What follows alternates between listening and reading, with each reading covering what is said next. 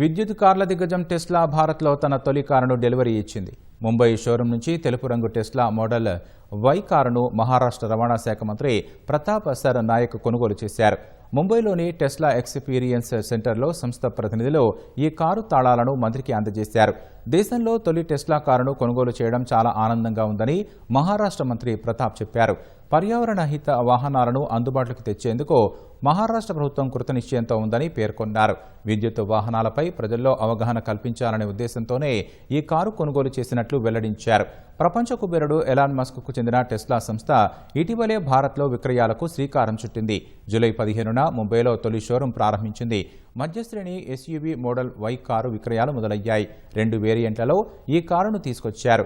Rare wheel drive variant ధర 59,89,000 నుంచి ప్రారంభమవుతుంది. ఒక ఛార్జింగ్తో 500 కిలోమీటర్లు ప్రయాణించవచ్చు. మరింత ఎక్కువ దూరం ప్రయాణించగలిగే long range rear wheel drive ప్రారంభ ధర 67,89,000గా ఉంది. ఒక ఛార్జింగ్తో 622 కిలోమీటర్లు ప్రయాణించవచ్చు.